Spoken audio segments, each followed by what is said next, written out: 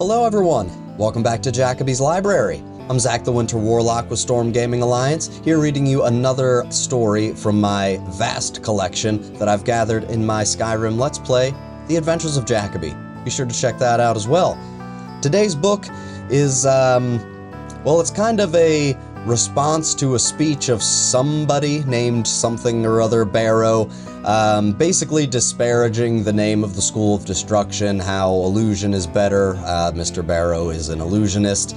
And this seems to be a counter-argument to that point, as Bero's speech began to gain some traction within the Imperial City. Yeah, pretty short and to the point, but without further ado, a response to Bero's speech. Response to Bero's speech.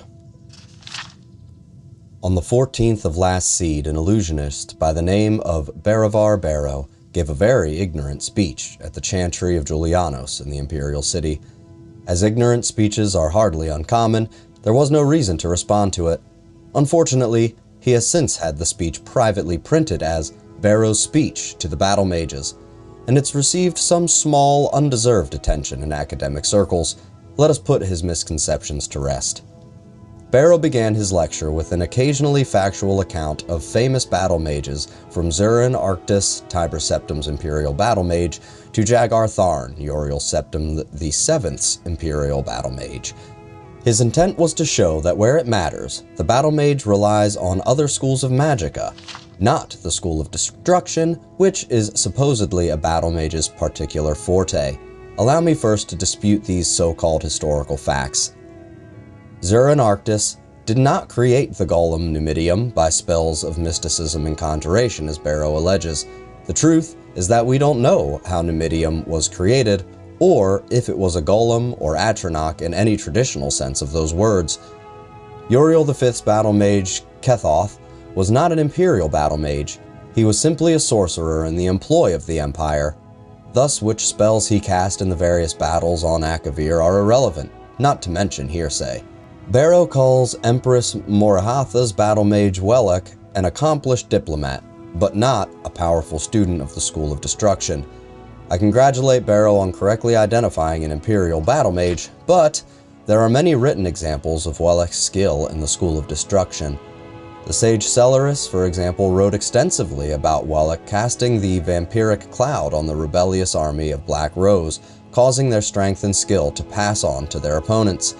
What is this but an impressive example of the School of Destruction? Bero rather pathetically includes Jagar Tharn in his list of underachieving battle mages. To use an insane traitor as example of rational behavior is an untenable position. What would Bero prefer? That Tharn used the School of Destruction to destroy Tamriel by a more traditional means? Bero uses his misrepresentation of history as the basis of his argument.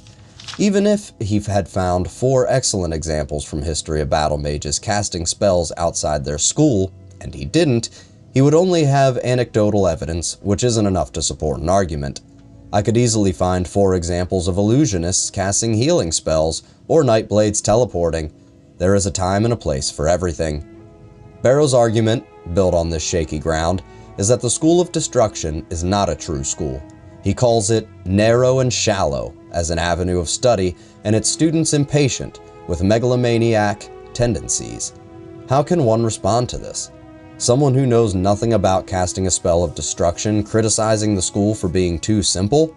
Summarizing the School of Destruction as learning how to do the maximum amount of damage in the minimum amount of time is clearly absurd, and he expounds on his ignorance by listing all the complicated factors studied in his own school of illusion. Allow me in response to list the factors studied in the School of Destruction. The means of delivering the spell matters more in the School of Destruction than any other school, whether it is cast at a touch, at a range, in concentric circles, or cast once to be triggered later. What forces must be reined in to cast the spell, fire, lightning, or frost? And what are the advantages and dangers of each? What are the responses from different targets from the assault of different spells of destruction? What are the possible defenses and how may they be assailed? What environmental factors must be taken into consideration? What are the advantages of a spell of delayed damage? Bero suggests that the School of Destruction cannot be subtle, yet he forgets about all the curses that fall under the mantle of the school, sometimes affecting generation after generation in subtle yet sublime ways. The School of Alteration is a distinct and separate entity from the School of Destruction, and Bero's argument that they should be merged into one is patently ludicrous.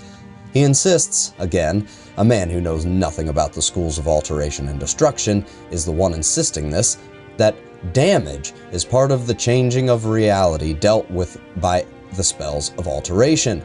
The implication is that levitation, to list a spell of alteration, is a close cousin to shockbolt, a spell of destruction. It would make as much sense to say that the School of Alteration, being all about the actuality of change, should absorb the School of Illusion, being all about the appearance of change. It certainly isn't a coincidence that a master of the School of Illusion cast his attack on the School of Destruction. Illusion is, after all about masking the truth.